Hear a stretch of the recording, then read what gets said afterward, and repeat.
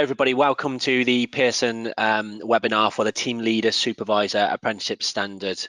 My name is Nathan Cookson. I'm the sector manager at Pearson, responsible for the business services sector, and that means responsibility for Pearson's apprenticeship strategy around apprenticeships within business. So it includes standards such as the one we're here to talk about today, the Team Leader Supervisor Standard. It also includes a number of other cross-sector standards such as business administration, operations manager, customer service, etc.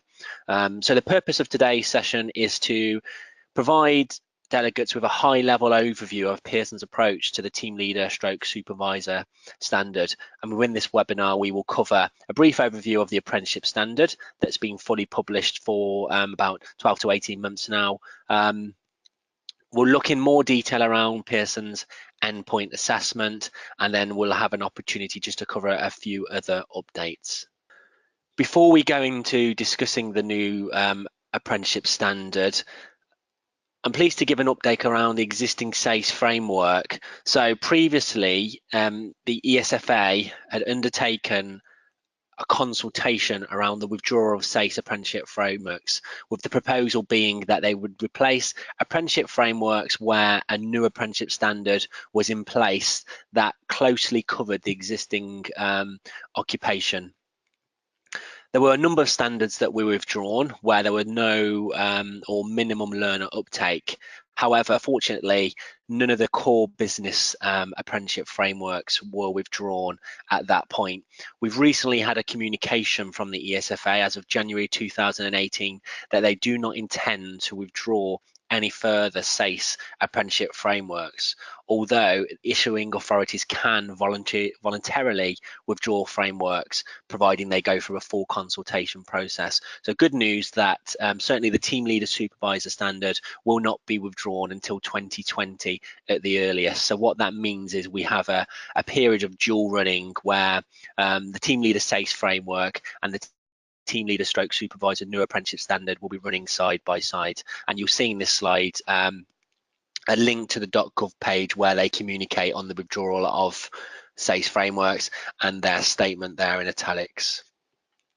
Obviously, the point to consider here, though, is also where it talks about issuing authorities can voluntarily withdraw frameworks and/or pathways. What I've done as part of this kind of webinar is to talk to instructors skills, who are the apprenticeship issuing authority for the business sector, to really get an understanding of their take on apprenticeship frameworks. And as you can see from this slide, instructor skills have communicating that they have no intentions to withdraw voluntarily any of the business SACE apprenticeship frameworks before 2020. They've kindly produced an FAQ document that's linked in this slide. So again, just to reinforce that there will be a period of dual running between SACE and new apprenticeship standards. In terms of the impact on that to Pearson qualifications, what it means is that the majority of the Pearson apprenticeship qualifications, those diplomas, and some of the BTEC specialist qualifications, which are due for review in March 2019, our intentions will be to extend those qualifications for the foreseeable future, or at least until 2020. When that extension is complete, we will communicate via formal comms to all customers and centres.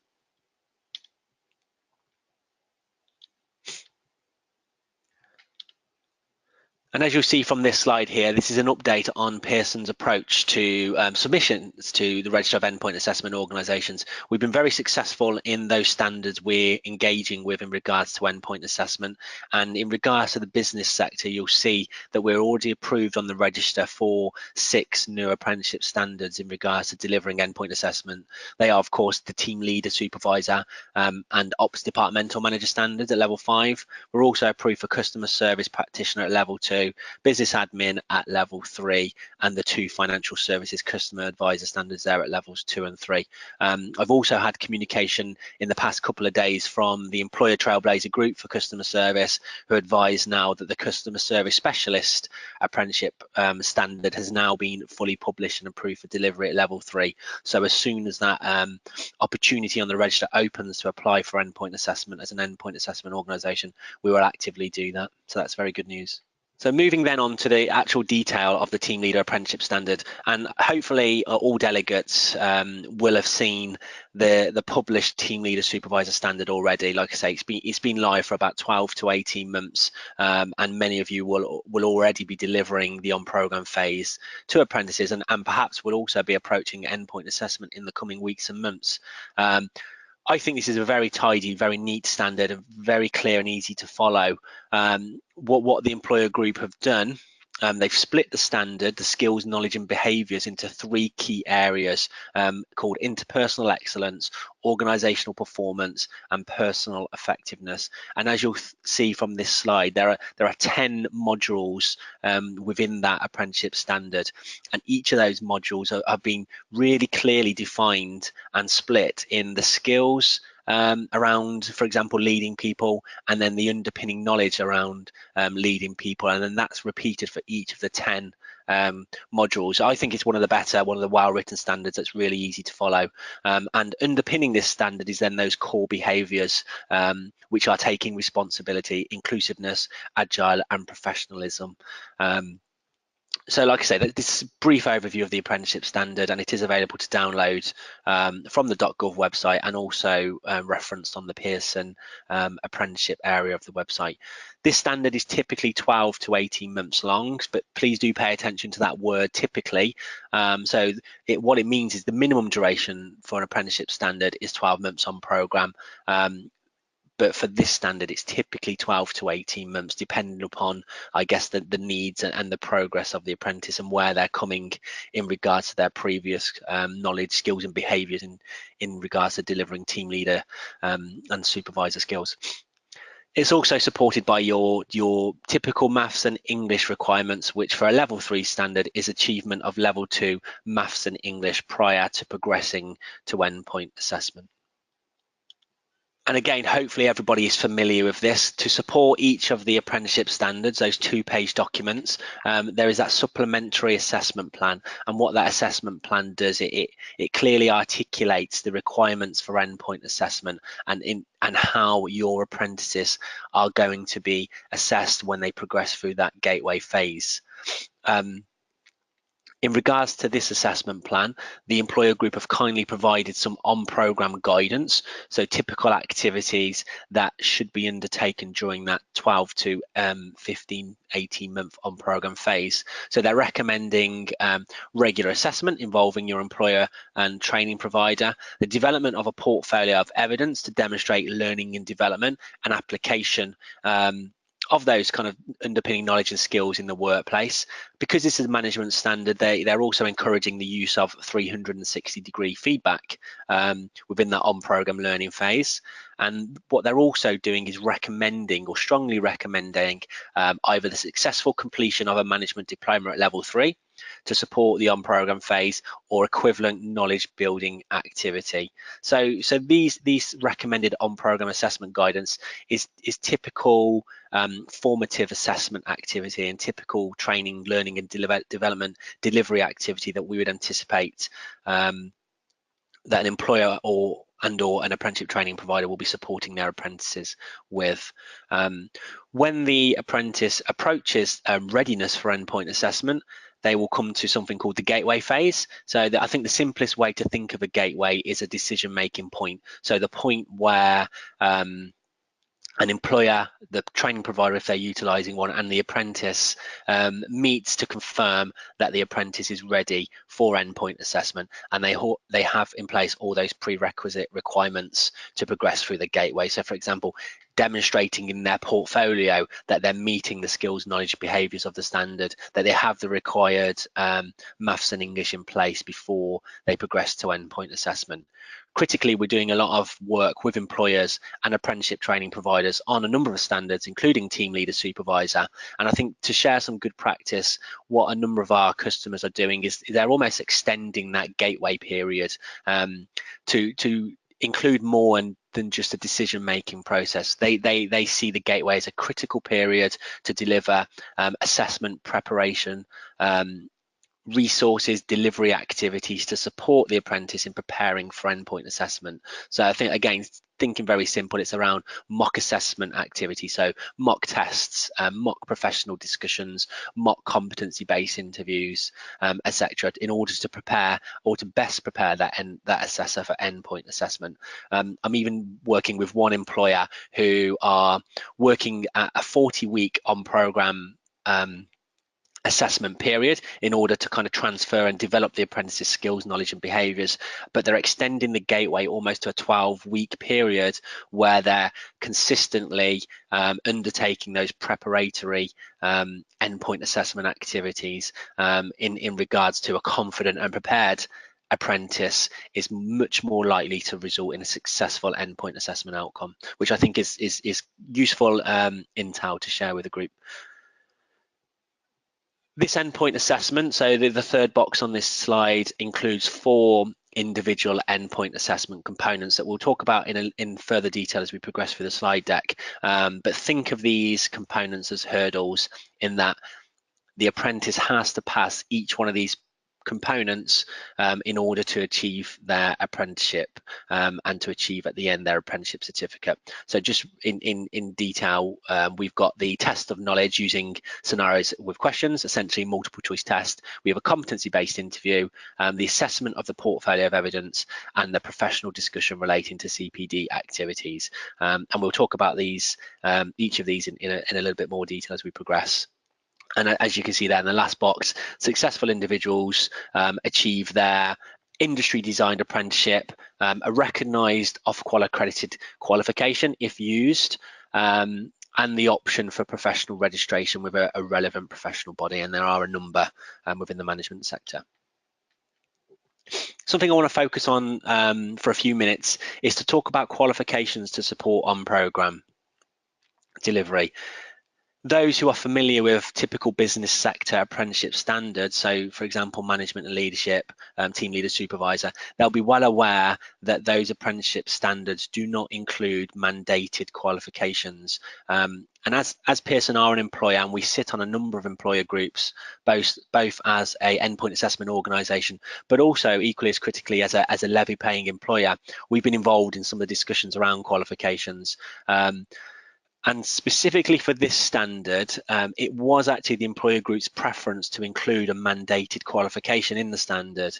However, current policy at that time didn't allow for the inclusion of a mandated qualification. So the employer group have been very careful in how they've interpreted that within the assessment plan, and what they've done is they've recommended the inclusion of the qualification to support on programme. But just to clarify, that's not mandated, so it is purely an optional requirement.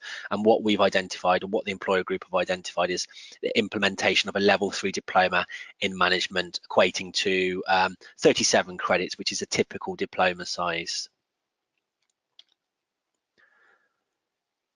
So at Pearson, what we've done is we've looked at the existing qualifications in the sector, and we've identified actually that the current team leader supervisor apprenticeship aligns to the existing diploma qualification that's in the SACE framework, which in Pearson's case is the Pearson BTEC Level 3 diploma in management.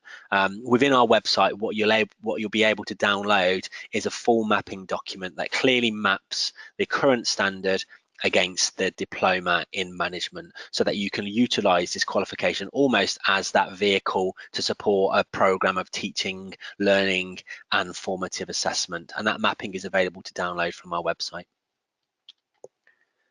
But what this webinar really is to do is to not say undertake a qualification or to say don't undertake a qualification. What we want to raise awareness of are some of the considerations when choosing or not choosing to adopt a qualification on programme. I think ultimately it's important to understand that actually this is an employer driven apprenticeship. So the choice of undertaking a qualification, optional or not, really should be driven by the employer and the apprentice. I think that's the critical point to understand. However, what we do know is that these new apprenticeship standards are new, and they are taking some time to adjust to in regards to the sector. and in regards to delivery. And what qualifications do, they do provide a familiar framework that supports a structured program of teaching and formative assessment. So they do, certainly when they are mapped to the standard, they do offer that framework for delivery, which will help apprentices and obviously apprenticeship training providers. What they also do is they support with that, certainly that portfolio of assessment element. They provide the evidence that apprentices are ready to meet the gateway requirements in regards to endpoint assessment, and a qualification framework really does support that formative assessment and that generation of evidence that you can use to almost tick off that gateway requirement. I think a positive use of a qualification, certainly in this standard, is that you can almost phase recognition throughout the apprentice's journey. So if functional skills or English and maths was front-ended, there's an early opportunity to recognise achievement on maths and English. The qualification then gives the opportunity to recognise achievement at that gateway phase, and then there's that third opportunity for achievement when the apprentice achieves endpoint assessment. So I think the qualifications support that process. In regards to funding, it's an interesting one, but funding can be used where the content of the qualification clearly overlaps with the apprenticeship standard. What I mean thereby is if you're delivering the apprenticeship, some of the skills, knowledge and behavioural components, and that content overlaps with the qualification, then funding can be used for that. And we'll talk about where it can't be used in the next slide. But again, just to kind of the final bullet point is that the choice of qualification really should be employer and apprentice driven.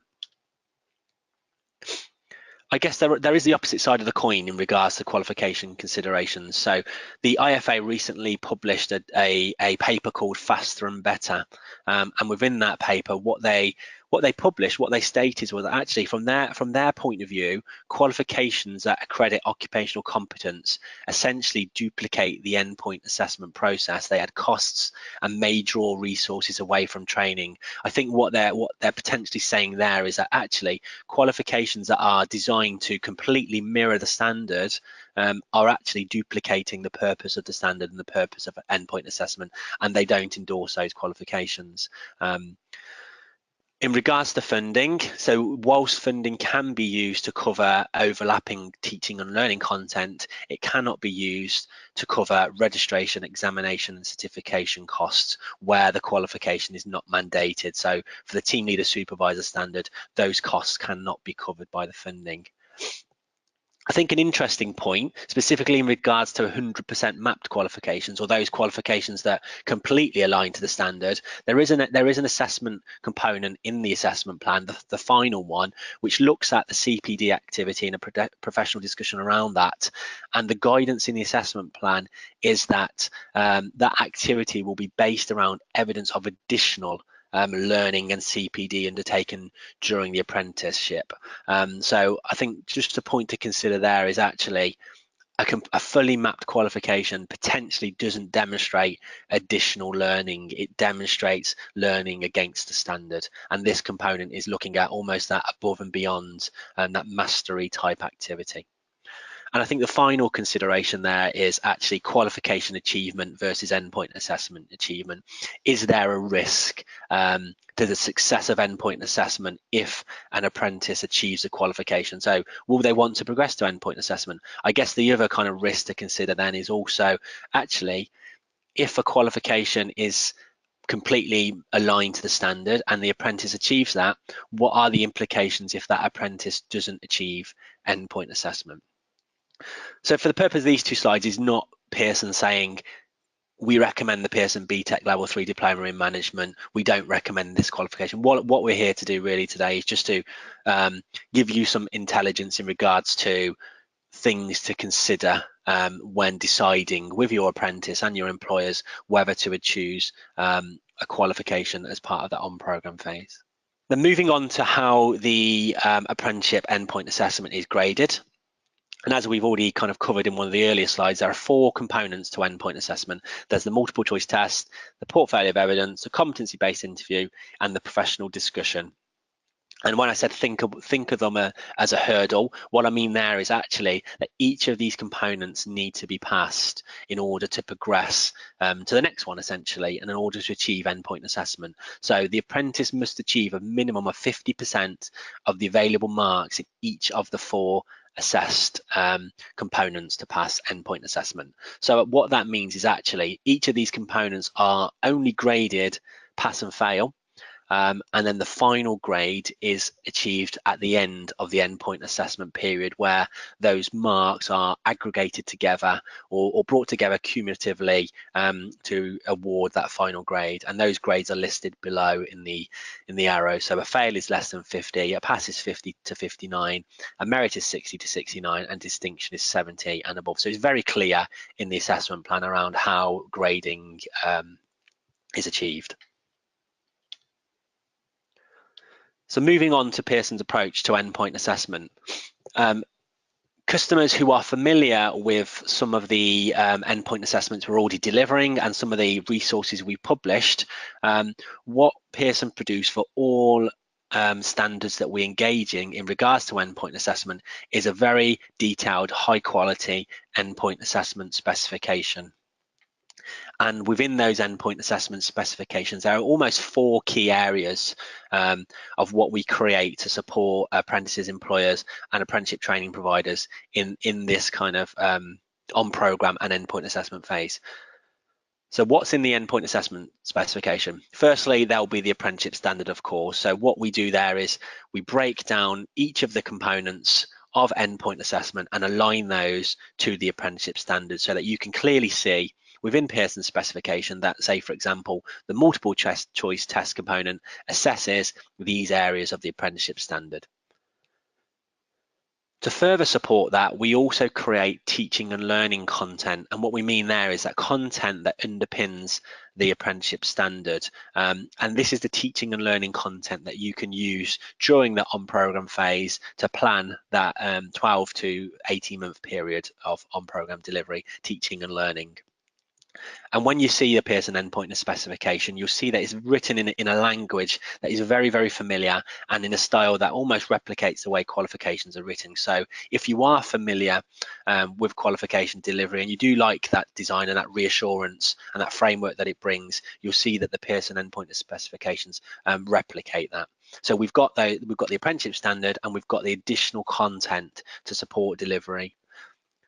The next phase of the standard is the assessment delivery phase, and what I mean there is the conditions in which assessment takes place or the rules for assessment. So for an example being, again, the multiple choice test, it will be X minute long, it will include this amount of questions and it'll be awarded this amount of marks. Say for example for the professional discussion, it will include information around the professional discussion will last 1 hour, it will include these this content and it'll be delivered in these conditions, so face-to-face or using audio or video technology. That's what I mean around the rules for assessment.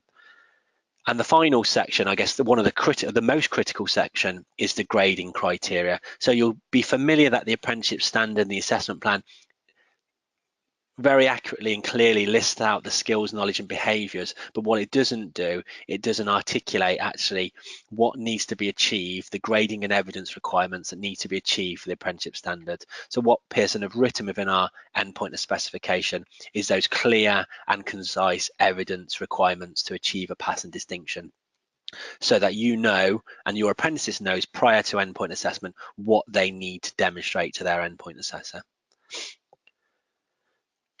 So the endpoint assessment specifications, a sample is available to download from the Pearson website.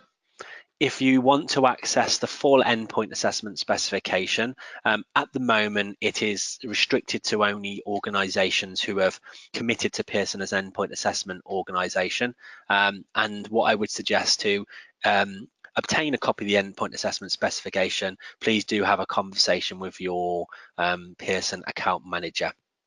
But just to reinforce there, the sample specifications is freely available to download from the website. The full specification will be only circulated to customers who have signed up to Pearson Endpoint Assessment Services for this standard, and that conversation can take place with your account manager. Moving on to the knowledge test. So this is the first component of endpoint assessment, and much of this information wouldn't be widely known at this point of view.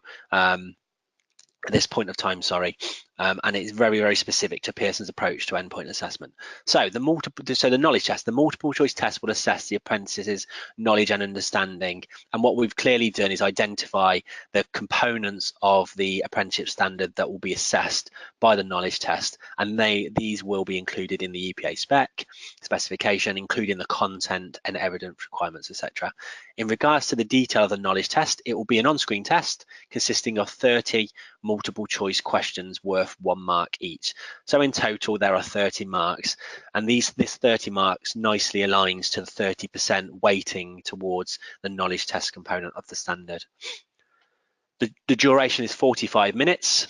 And as you would have noticed earlier, apprentices have to achieve 50% of the available marks in order to pass this component. What that means is a minimum of 15 out of 30. Even if an apprentice achieves 30 out of 30, it will still be a pass, but those 30 marks will be rolled up together in order to aggregate to the overall endpoint assessment grade. But the threshold for a minimum pass is 15 out of 30. And those who are familiar with Pearson multiple choice tests, they will be hosted on our Pearson online platform and written in the typical way that you would associate with a multiple choice test. So 4 questions, or 1 question with 4 options, and the learner, the apprentice, needs to select the correct option. Practice tests will also be available, and these are fully published. We do have a practice test fully published now, which again, you can have a conversation with your account manager to obtain access to once signed up to Pearson Endpoint Assessment Services. So the second component is the portfolio of evidence. And as you would expect with a portfolio of evidence, this is drawn from real work-based activity. So real activity that your apprentices are undertaking during that minimum 12-month on-program period. And what it will do, it will cover the full totality of the apprenticeship standard, so the full knowledge, skills and behaviours. And those elements are clearly, again, identified in the endpoint assessment specification. In regards to Pearson's approach, what we have designed is 20 assessment criteria. So we've written 20 assessment criteria aligned to those skills, knowledge and behaviours within the standard. And supporting each of those criteria is content, that underpinning content to support teaching and learning, but also the assessment criteria and the clear evidence requirements. And what I mean there is, say, for example, assessment criteria 1, apprentices must demonstrate X, Y, and Z. So you can use the EPA specification to prepare your apprentices for this component of endpoint assessment well in advance of this specific element. Similarly to the multiple choice test, it's that 50% threshold, and because there's only 20 marks available for this section, it's a minimum of 10 to pass this component. To support apprentices and employers and providers in the portfolio evidence component, Pearson have created a portfolio template to support you in structuring the portfolio, and we've also created a portfolio assessment brief to provide the apprentice with some context around putting their portfolio together, and those documents will be circulated alongside the endpoint assessment specification when you do have that engagement with your account manager. The interesting thing about a portfolio is that this was one of the earliest assessment plans written, and at the time there was unclear guidance around the use of a portfolio of evidence within the endpoint assessment phase. The basic principles actually are within endpoint assessment is that evidence for endpoint assessment can only be generated after the apprentice has passed through the gateway. And as you'll be aware, this conflicts with a portfolio evidence where actually evidence is generated during that on-program phase. So in regards to Pearson's endpoint assessment and our approach to portfolio of evidence, what we're requesting is that apprentices will create a series of reflective or narrative accounts or reflective statements. So what your apprentices will do for this section of the endpoint assessment is almost narrate to the endpoint assessor, this is how I meet this component of endpoint assessment. making it absolutely clear to the endpoint assessor how and why they meet those parts of the standard, almost making it so obvious to the endpoint assessor that they cannot say that they're not competent at those skills, knowledge and behaviours. It really is a strong opportunity for your apprentices to make that compelling case to the endpoint assessor with those reflective and narrative accounts. Supporting those reflective narrative accounts is then where your apprentices will draw all of that evidence they've produced during their on-program phase to support those narrative accounts. So think of it almost as two components. The narrative accounts to demonstrate to the assessor, to tell the assessor why they've meeting the standard, and then the evidence, the work-based evidence within the portfolio to back what they've told the assessor up. And that's really Pearson's approach to portfolio of evidence. So what it does, it aligns to the requirements of the assessment plan and the apprenticeship standard, where it discusses the use of a portfolio of evidence, but it also adheres to the IFA guidance in regards to a portfolio and the use of a portfolio during the endpoint assessment phase. There is no minimum or maximum period for endpoint assessment, but what we do gather feedback from in regards to customers, or certainly customers asking the questions, how long typically would endpoint assessment last? So for this standard, we anticipate the endpoint assessment period to take about three months. And what we've identified here is really that the portfolio of evidence is that activity that may take the longest to do, specifically those creation of those reflective narrative accounts. So we anticipate the portfolio of evidence will take up to about 3 months to complete during the endpoint assessment phase. So that's an indicative time. So it's not a minimum and it's not a maximum. And finally, around the portfolio evidence, it can be submitted electronically or hard copy. So what we're not going to do is we're not going to say to you as an employer, you as an apprentice, or you as an endpoint assessment, apprenticeship training provider, we're not going to say it has to be submitted electronically or it has to be submitted hard copy. It's about customer choices, and we will be flexible to meet your needs. As you would expect within a portfolio of evidence, suitable forms include recordings of performance reviews, one-to-one meetings, coaching feedback, customer feedback, and of course, the outputs of work, so work product. There are a couple of considerations around evidence within the portfolio, because just to kind of reinforce that actually the endpoint assessor doesn't have the opportunity to observe the apprentice in the workplace. It's essentially a snapshot of the apprentice's skills, knowledge, behavioural competencies within the endpoint assessment period. So when producing evidence such as witness testimonies or observation records, these are essentially just pieces of paper that the endpoint assessor can see. So what we expect to see in a portfolio evidence is if your apprentices are demonstrating competence through witness testimony and observation records, we would expect to see supporting evidence alongside that to demonstrate that actually what's in those records and what in those testimonies is true, and here's the evidence to back that up. So just consider that when supporting your apprentices in putting together their portfolios. We do anticipate that apprentices will sign the declaration of authenticity, and one of the reasons why there is because this is an endpoint assessment phase for the apprentice, and the work they produce must be evidenced independently, and it must be submitted on their own accord. So the evidence they submit must be their own. We do recommend that the portfolio of evidence component is completed and submitted before the competency-based interview. And the reason why we suggest that is because within the competency-based interview, there's the opportunity for the apprentice to reflect on what they've achieved during their on-program period, and of course, what they've gathered and evidenced within their portfolio of evidence. So the third component, of course, is the competency-based interview.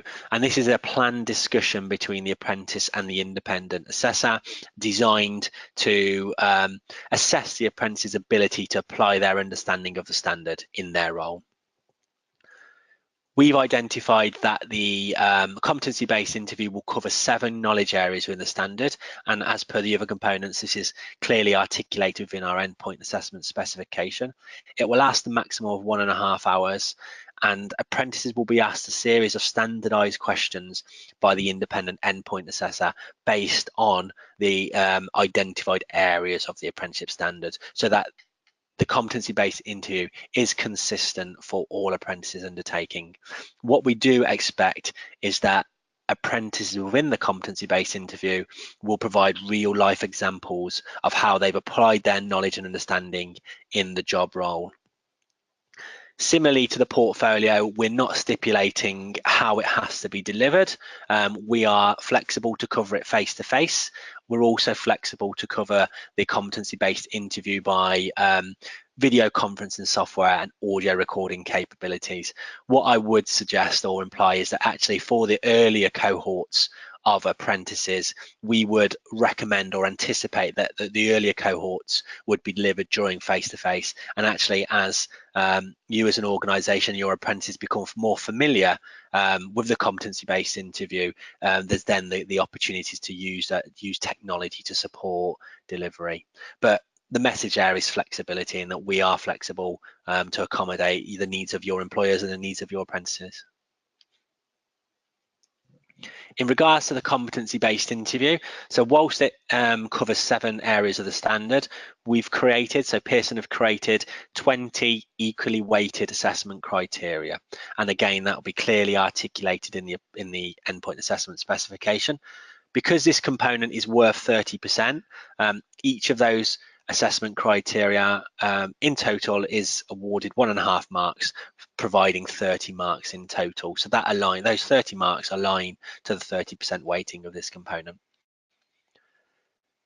Again, reflecting back on the hurdling requirement, so in order to pass this component, apprentices have to achieve 50% of the available marks, which is a minimum of 15 marks in total.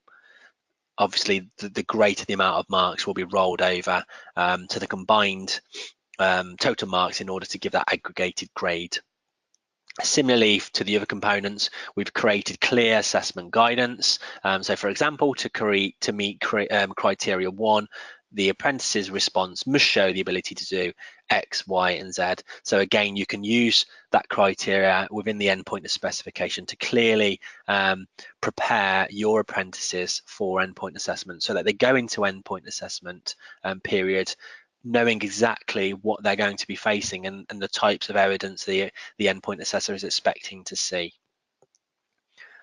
One of the reasons earlier why we suggested that the portfolio component is completed is because there is the opportunity for apprentices to take evidence into the competency-based interview to help them demonstrate how they've met certain areas of the standard. It's not a requirement, but it is purely optional. But an example being, so if the competency-based interview covers elements of project management, what the apprentice might want to take into the competency-based interview is, for example, a copy of a project plan to support them in the competency-based question around that.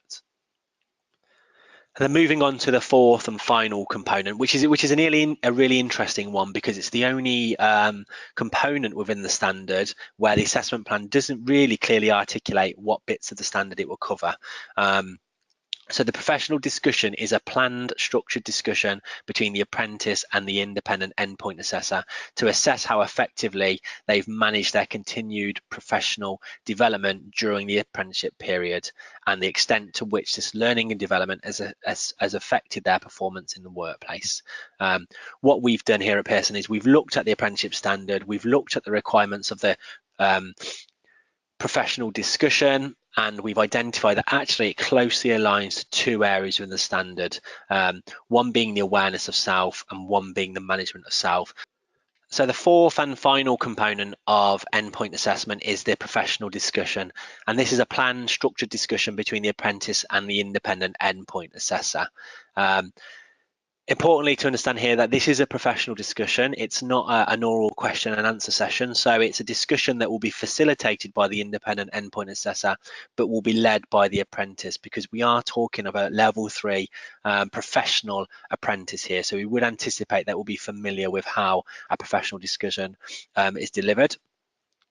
We've looked at the apprenticeship standard and we've identified that actually the two areas of the standard that closely align to this section, to the professional discussion, is the area called the awareness of self and the management of self. So what we will do is we've defined clear assessment criteria to support those two sections of the standard. It will be a maximum of 45 minutes, and again, similar to the other areas of the standard, it can be covered by face-to-face professional discussion, or over time, the use of video conferencing and audio recording technology. Aligned to how the other components are assessed, apprentices have to achieve a minimum of 50%, which is that hurdle to pass the component, which equates to 10 out of 20 marks. Within our endpoint assessment specification, what we've created is a professional discussion brief. And what the professional discussion brief, the purpose of it is essentially, this is the structure of how the professional discussion will take place. So within the professional discussion brief, which I don't expect you to see in this slide, but it's within the endpoint assessment specification, there'll be 6 core areas where the discussion will be centered around, and the marks will be based on these 6 core areas. So when you have obtained that EPA specification, you'll be able to use this professional discussion brief to prepare your apprentices for the professional discussion component well in advance of actually them undertaking it. So again, critical as part of that gateway, that extended gateway, that critical assessment preparatory activities which are important. In regards to how we grade the professional discussion, we've called them something called proficiency level descriptors, but please just consider these as assessment criteria. So what we've designed is criteria based on both the 2 areas of the standard we are assessing, but also those topic areas within the professional discussion brief. What we've identified, however, in the professional discussion is that there are a couple of areas where actually the apprentice has the opportunity almost to demonstrate different levels of proficiency or different levels of competence. So we've identified in 2 bands. Band 1, where an apprentice has the necessary knowledge, skills and behaviours to manage their CPD. So for example, think of band 1 as a pass, and then band 2, which describes an apprentice who has the necessary skills and behaviours at such an in-depth level and of understanding to manage their CPD in an exemplary way, showing potential for progression. So think of that as a higher grade, so a merit discussion. So there will be an opportunity in the professional discussion for the apprentice to demonstrate almost higher order skills or higher mastery skills, and those skills will be rewarded in regards to higher marks. In regards to this section, however, it's awarded 20 marks, and the 50% pass threshold is 10 marks. So reflecting back upon how it's graded, and here we have it. So the team leader supervisor assessment plan is graded fail, pass, merit and distinction, and it's essentially the cumulative award of marks over the totality of the apprenticeship, but with that 50% threshold, that pass threshold for each component. That really covers Pearson's approach to endpoint assessment, and please do have those conversations with your Pearson account manager to discuss Pearson's approach to endpoint assessment, and to have that conversation about the endpoint assessment specification document. In regards to Pearson's pricing models, we do have a clear and transparent pricing model, and again, your account manager will be able to discuss this with you in more detail. But just to indicatively say that the team leader supervisor standard endpoint assessment list price is £650. The operations departmental manager, which is the level 5 standard, is £850. We also have a clear reset and reassessment policy and pricing schedule for both of these standards, and again, please do contact your account manager to discuss that in more detail. So to wrap up this webinar, why work with Pearson on new apprenticeship standards? I think the critical thing to say in regards to our experience is that we're learning from experience here at Pearson. We're working with employers and apprenticeship training providers to actively deliver endpoint assessment, which we have been doing for almost 12 months now for certain standards, and we are shaping and evolving our support, our tools, our endpoint assessment specifications, and our approach as we're learning from endpoint assessment delivery. If you do sign up to Pearson's endpoint assessment services, what we are creating is something we call Countdown to EPA. And what the Countdown to EPA does for each of our standards, it clearly articulates to you as an employer, as an apprenticeship training provider, and as an apprentice, the different touch points with Pearson that you will experience during your apprenticeship standard, all the way up to endpoint assessment, so that it's clear to you around your expectations, and it's also clear to Pearson around what our expectations are as an endpoint assessment organisation.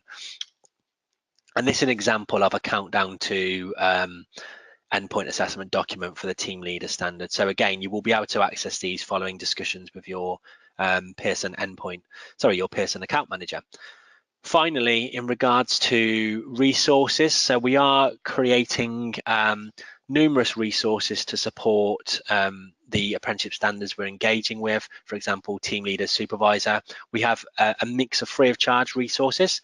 So what I mean there is we have sample assessment tests for the multiple choice test. We have the endpoint assessment specification document and all that clear supporting guidance within that. We have the mapping document against the qualification. And what we're also producing now for our standards is something we call learner handbooks, which will be free of charge. And when I say learner handbook, these are documents that you can give to your apprentices, you can give to your learners that support them in understanding the endpoint assessment specification. So as educationalists, we're familiar with specification documents. We use them with qualifications, but what we've learned from employers and their apprentices is actually they're not as familiar with specification documents as perhaps we are. So the learner handbooks are really designed to interpret that specification in a learner-focused language. So we will be producing those for the team leader supervisor standard. In regards to commercial resources, we're in the process of creating also a learner handbook, but this will be almost, think of a textbook type resource that the learner can use, and you can use, an apprenticeship training provider and employer, to support that on program phase, to support that delivery of underpinning knowledge and skills aligned to the apprenticeship standard. And finally, what we're also producing is training and preparatory endpoint assessment resources. So resources that you can use to prepare your apprentices for endpoint assessment. Customers who are familiar with the customer service practitioner standard will perhaps already have access to some of these resources. And what we mean there are things such as worksheets, digital resources such as videos that you can use to prepare for professional discussions, that you can use to prepare for observations, etc. So those resources will be published in a phased approach. And again, please do talk to your Pearson account manager to discuss the support that Pearson have in place to help you and your apprentices prepare for their apprenticeship and endpoint assessment. And that wraps up our apprenticeship webinar. Please do access the Pearson website, where you'll be able to download lots and lots of information around Pearson's approach to apprenticeship. We also have our assessment specification samples hosted on the website, and we also have a number of webinars for the business sector, for other sectors, and to support you in your apprentices on their apprenticeship journey. Thank you very much.